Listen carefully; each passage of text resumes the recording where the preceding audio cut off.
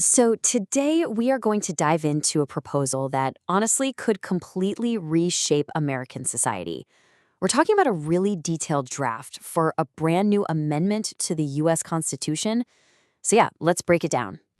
Just take a second and really think about that. What if those things weren't just policy goals, but your fundamental constitutional right? Now, this isn't just some abstract thought experiment. It's the absolute core question driving this entire proposal we're looking at. And this isn't just some vague idea floating around.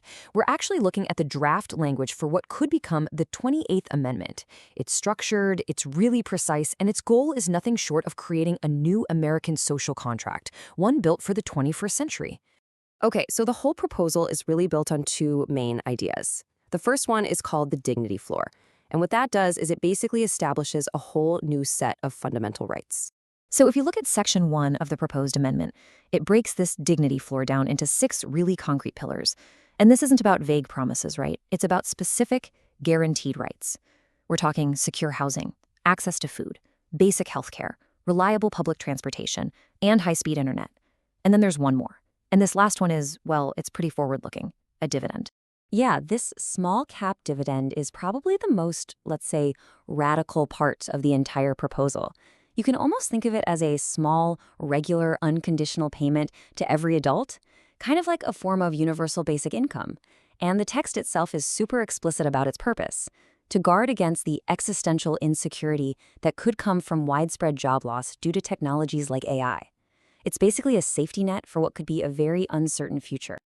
Okay, but a guarantee like this, it obviously raises a huge question. How in the world would you pay for it? And that brings us to the amendment's second core concept, what they call shared prosperity. This is the economic engine that's designed to power the whole system.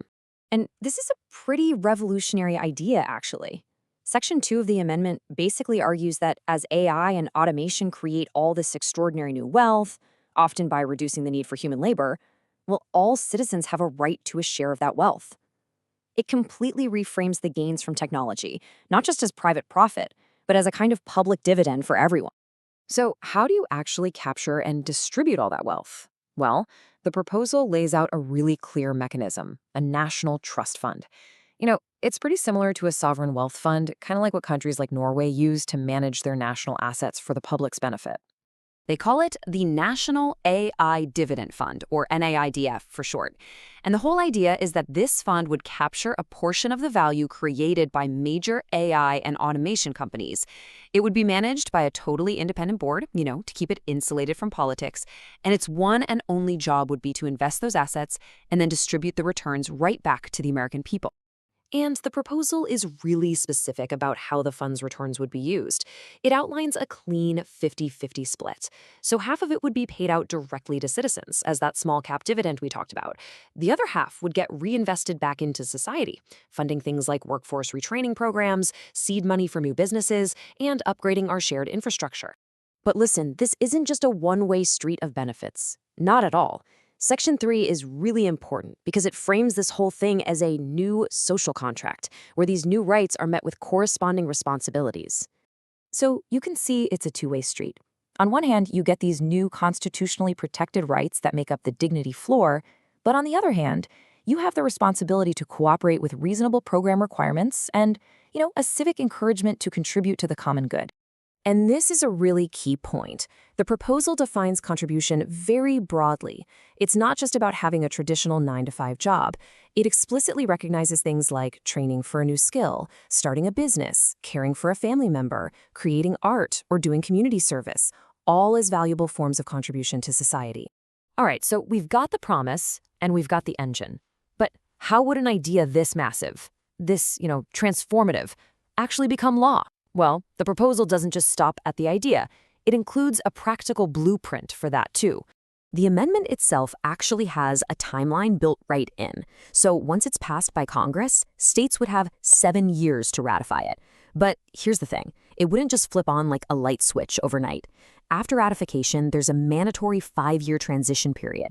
This is for setting up pilot programs and carefully scaling everything up based on evidence. It's all designed for a gradual and, hopefully, orderly rollout. And to make sure everyone can trust the system, Section 5 builds in a whole suite of modern accountability tools. We're talking everything from machine-readable public dashboards to randomized citizen juries. The goal is to have a system that is transparent by its very design. So I think the crucial point to take away from all this is simple. Whether you agree with it or not, this proposal is way more than just a wish list. It is a detailed constitutional and statutory blueprint. It really tries to anticipate all the major questions: what it is, how you'd fund it, what the new social contract looks like, and exactly how to implement it. And that really leaves us with a final massive question, doesn't it? This entire proposal is a response to a world that's being completely reshaped by technology. It's asking us to think, really think, about what we owe each other in an age of automation. So, as machines get smarter and more capable, what does it truly mean for us to be citizens? That's definitely something worth thinking about.